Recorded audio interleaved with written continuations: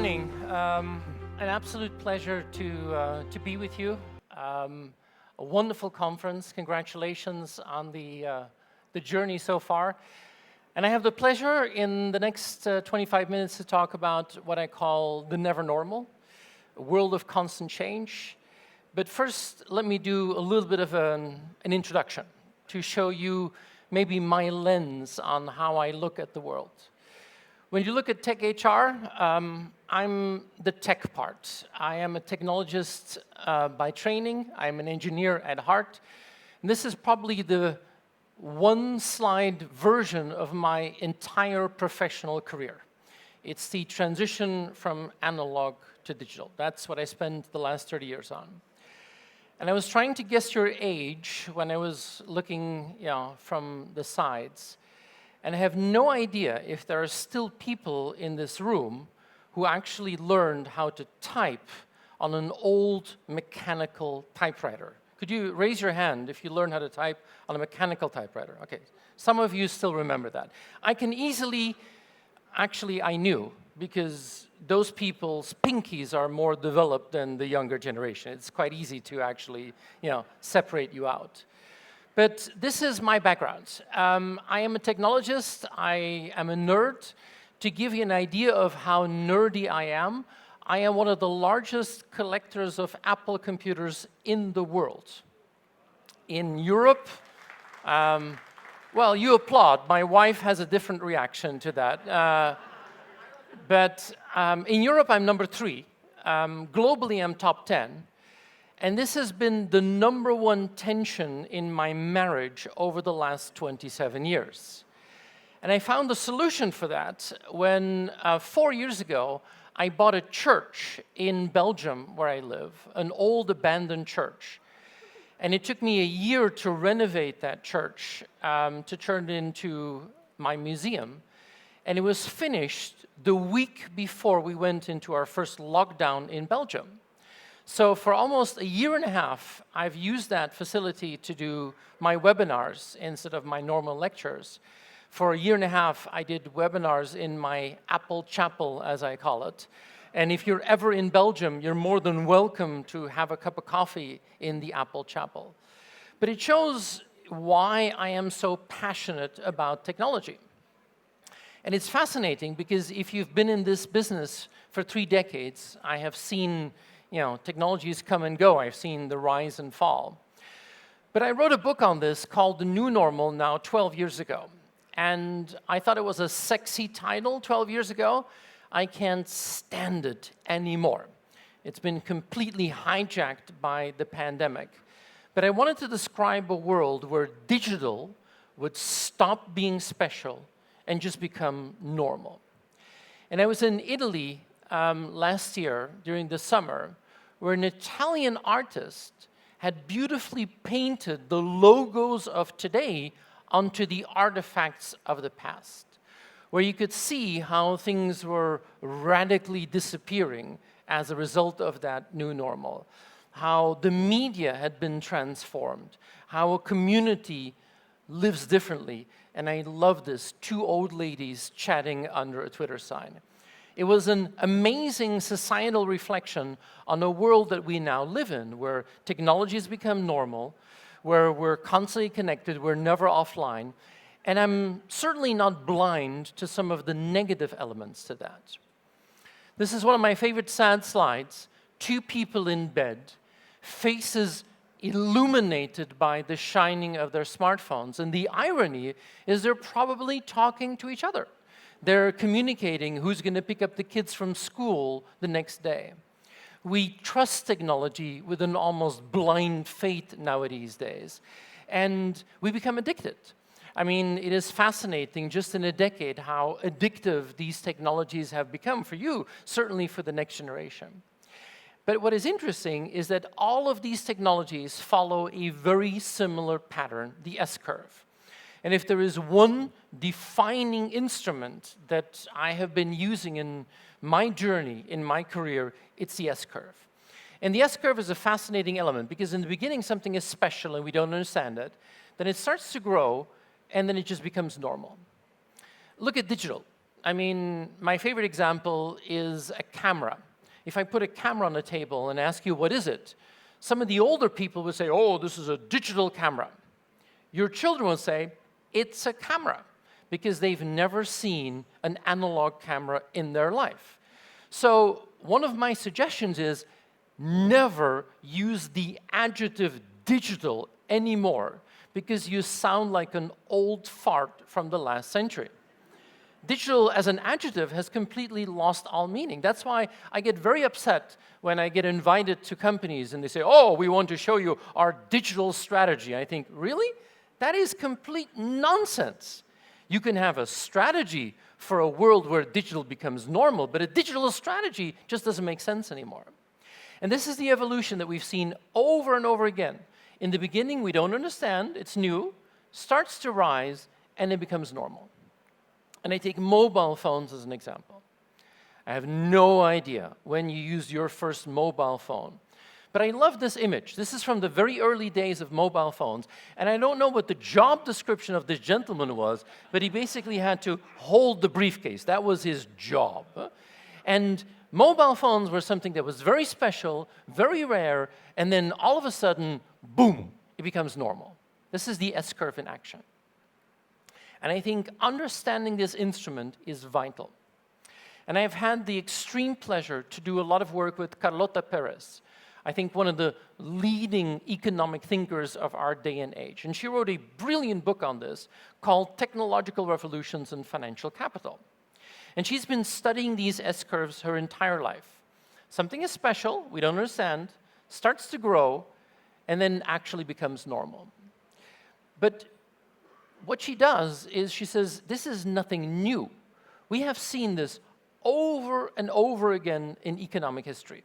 Industrial revolution, steam, railways, mass production, telecoms, digital, over and over again, we see the same pattern.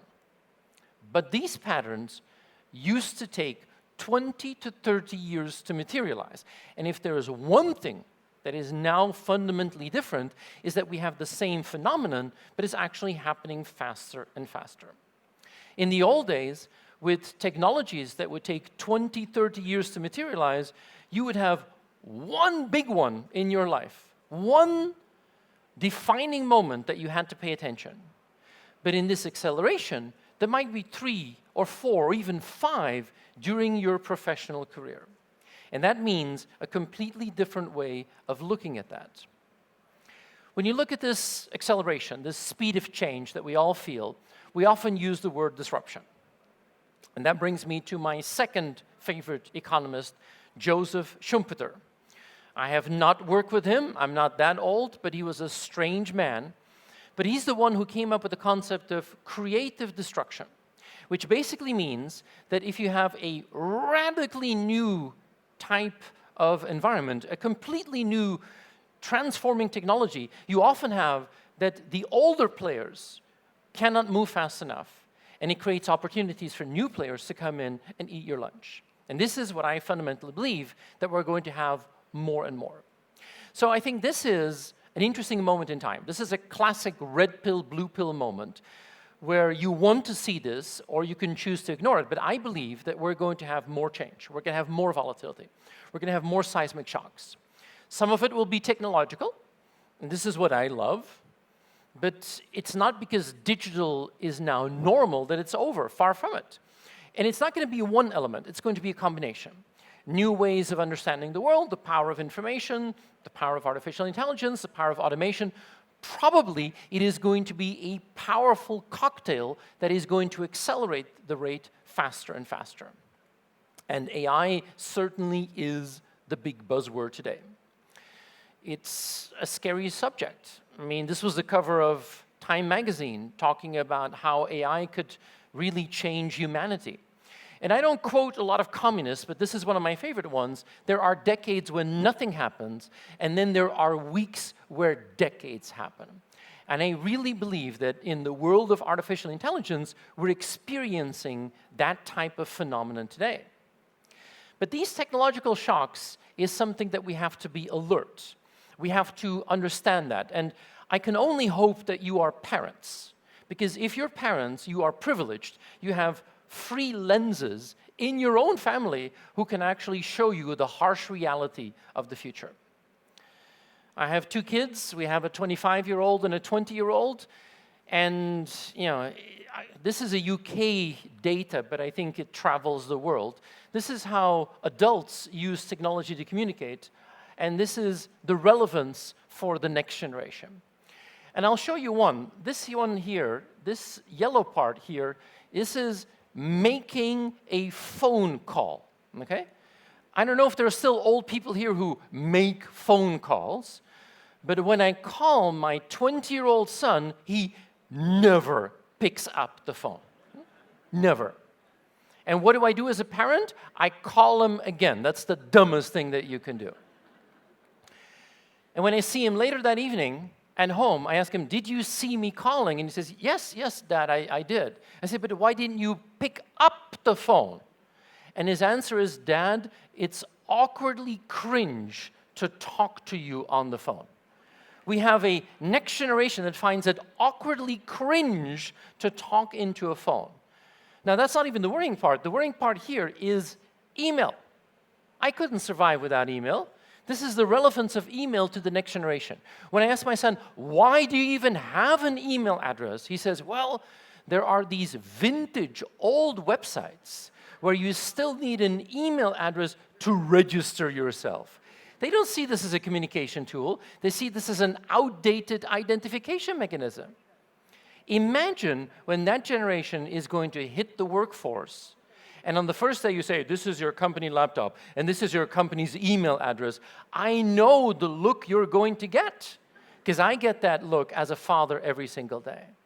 So many technological changes, but that's not the only one. Think about the environment. I mean, ecological seismic shocks. This is a scene from Blade Runner 2049. Love the movie. But look at the orange sky, science fiction. But this is reality. This is San Francisco after the forest fires. I was in New York after the Canadian wildfires. We had Texas freezing over. I live in Belgium. We had the worst floods in 700 years. This is not magically going to go away. And it made a lot of people very angry. And that's probably what keeps me up most at night. It's the potential for social seismic shocks. And add to that geopolitically, this is probably now one of the most unstable periods ever. And if you add that up, you get to a complexity. And this was the word of the year in the UK last year, polycrisis. One misery after another. But that is just the British sense of optimism that shines through. But if you put that together, people say, oh my God, this is scary. But I think we have to turn that around. Instead of fearing that, I think we have to leverage that. And I started calling this the never normal. It's not just a play on words on the new normal.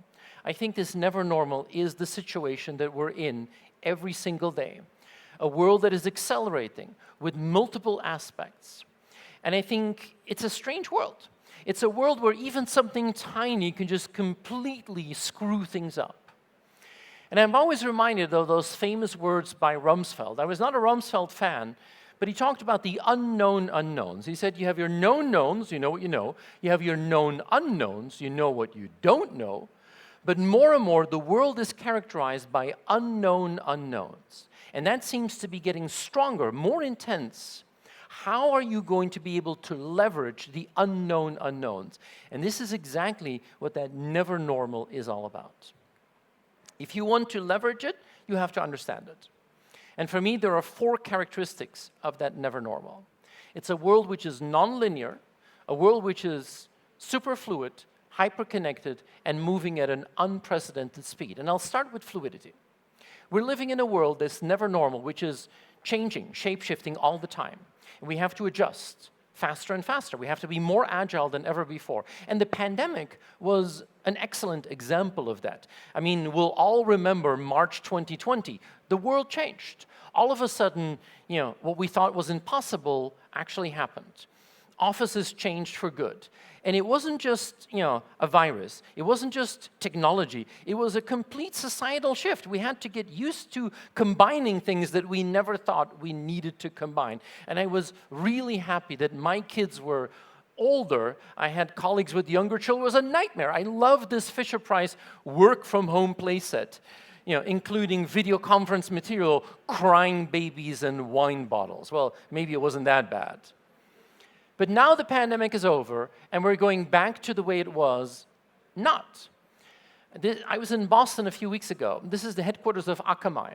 Akamai is one of the big infrastructure players on the internet. The internet couldn't work without Akamai. And they built a brand new office building downtown Cambridge, Massachusetts, next to MIT. And this is a building which has a capacity of 2,500 seats, average daily attendance 200.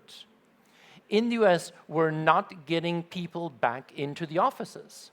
So maybe, we just have to trust people when they work from home.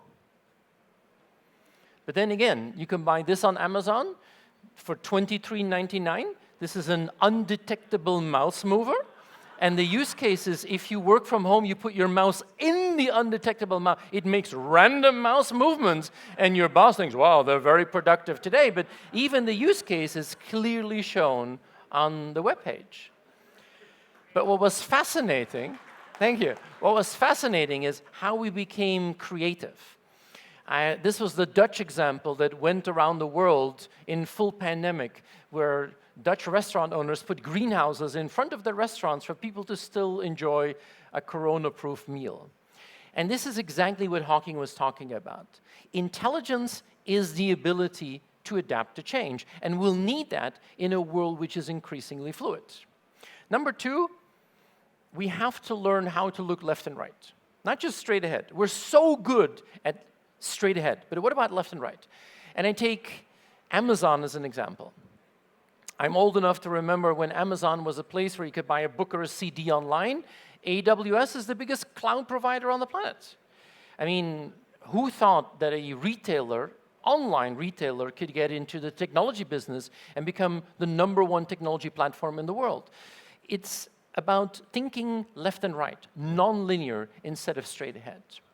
3, I was wrong. It's not digital, which is the new normal. We don't live in a digital society. We live in a network society. And it's only going to increase. We live in a hyper-connected world where everything is connected to everything. And monetizing the flow of information, we're just getting started. And finally, what it means is that we see an acceleration. We see a speed that we've never seen before. And that is going to create winners and losers in business. It's as Dickens would say, it is the best of times and the worst of times at the same time. Some of you in this room will benefit from the never normal. Some of you will suffer. But I think if you want to understand, then you have a potential to leverage. When you look at this, I am a technologist. People said, technology is the answer. Innovation is the answer. Actually, no. After 3 decades, I think I have started to realize that the #1 thing that you have to get right is timing. There's the famous theory of optionality. Whatever you do in life, you follow a pattern like this. You start, you grow, you peak, and you decline. And you can apply this to a product, to a brand, to a company, to an organization, life itself. And we all know that if you wait too long, forget it. Even if you're going down, too late. But in the past, in the old normal, you could wait until you're at your peak, and then you would think about the future. But that doesn't work anymore. In this never normal, you have to preempt this. You have to start thinking about what's next the moment when you still can. It's very simple, the recipe. It's basically you have to innovate when you can, not when you need. Because if you have to innovate when you need, you are going to be too late. And this is, I think, a recipe for continuous reinvention. Peter Drucker said this beautifully a long time ago.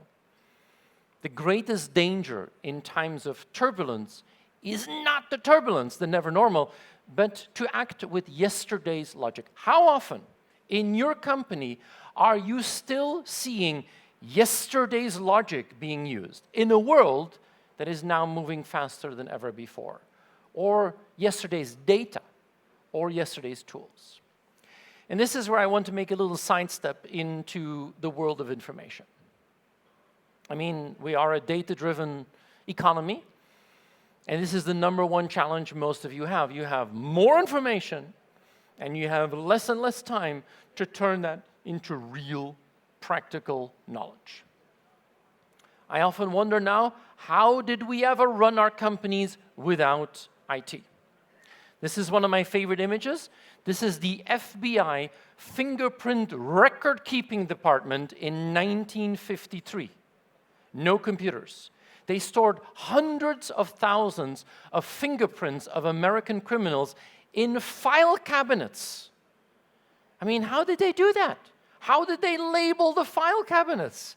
Or even worse, when a policeman comes in and said, hey, I found the fingerprint, can you run a match? How would you do that? We take IT for granted in a world which is the never normal. But if you want to leverage information, the recipe is very simple. If you want to connect, you have to collect the dots. And most of us are still collecting, but not connecting. We're now all in the information business, but the problem is information becomes core, but in most companies there is more fiction written in Excel than in Word. And that becomes an enormous challenge. Of course, AI is going to solve all of that. I remember when I was younger, I was a big chess fanatic. Kasparov, who was, I think, the best chess player of his generation, being defeated by IBM Deep Blue in 1997. And I watched that game on television. And I remember the moment he realized that he had lost. It was the first time that a grandmaster has lost from a computer. But what we now see is that all of a sudden, AI, which has been in the works for 56 years, is mainstreaming. And it's going to be amazing and scary. It's going to be heaven and hell. This was the cover of The Economist, and I'll show you both. This is my favorite AI of the moment. It's called StorySign. Children born with a hearing disability who have to learn how to read, and most children's books have not been translated into sign language. So they have captured some of the best sign language experts in the world, built the algorithm, populated the data, and now the child can pick up the app, point it at any children's book, and it's translated in sign language in real time for this child to learn how to read. That is heartwarmingly wow. But there is plenty of stuff that isn't wow. This is HireView, a highly controversial AI application, which is basically a lie detector powered by AI that you can put on any video feed, like a Zoom call, to see if the person that you're talking to is lying or telling the truth. That's already a little bit more edgy. But I have never seen technology become mainstream so quickly. This is one of my favorites, called Brickit, freely downloadable app. If you have kids who love Legos, very interesting. And the use case is you throw all your Legos onto the floor, and the app then makes a catalog of all the Legos that are lying on your floor. And based on what it sees, it will then make suggestions on what you can build with the Legos that are lying on your floor. And if you say, hey, that's a nice one, click, it will then generate the instructions step by step on how to build what you just selected. That would have been impossible, and it's now mainstream. But it is very clear. Digital, done. We're entering a new world. We don't even know the behavior patterns. You've probably seen this, but I love this. Driverless car is flagged down by the police in San Francisco. Imagine what goes through that policeman's head when there's nobody in the car. Huh? And then he walks back, and then the car says, I'm getting out of here. I don't trust this at all. It's a fascinating new set of behavior patterns. But what is crucial is that we have to leverage. And I really believe this never normal is going to have ups and downs. It's going to be roller coaster rides. I call them Hemingway patterns. You probably know the story. But Ernest Hemingway, famous writer, went bankrupt. And when that happened, a journalist went up to him and said, Mr. Hemingway, how did you go bankrupt? And he said, in 2 ways. Gradually, and then suddenly. Very, very slowly, and then boom, it happened. And this is exactly the type of roller coaster patterns that we're going to see in this never normal. I wrote a book on this called The Phoenix and the Unicorn. I was getting a little tired of the unicorn stories because, Every conference you went to, people said, oh, Uber and Airbnb. And honestly, most of you in this room, you will never be a unicorn. You will never be Airbnb. But what I wanted to find was what I call phoenixes. And phoenixes are traditional companies with history, battle scars, with legacy, who can reinvent themselves. And I became fascinated by that. And what I've seen in my research is that phoenixes have a mechanism, which I call the day after tomorrow. It's very simple. How much time can you allocate on the day after tomorrow? It's a very simple model. When you look at it, you all spend your time in today, tomorrow, or the day after tomorrow. What is today? It's the hundreds of emails you get. It's the WhatsApps. It's the messages, the Zoom calls, the team meetings. It eats up all of your day. I don't know which one of you drives to work on Monday morning naively thinking, today is going to be a productive day. And then you get that email at 9:07, you think, up, there goes my day. But the biggest problem is tomorrow. And tomorrow is the comfort zone that we have about the future, where we extrapolate today into tomorrow. And the best example of that is budgets. I love budgets. Budget is my favorite time of the year. It's a sarcastic corporate ritual, which we do every year, where people put insane amount of energy to provide fake news in Excel that is then consolidated into something which never works. That's a joke, but yeah, And then there's the day after tomorrow. And these are the new ideas. These are the innovations. These are the things that can change the rule of the game. If I ask you as leaders, how much time do you spend on today, tomorrow, day after tomorrow? The polite answer is, 70, 20, 10. The reality is 93, 7, and 0. And the problem is value. Today is important, tomorrow even more so, but this becomes crucial if you want to be able to reinvent yourself for this never normal. Now, this is a nice model, but it's not correct. Because most of you have, in addition to that, a big, ugly red square with negative energy, which we've labeled the shit of yesterday. And what can you do as an organization to rebalance that?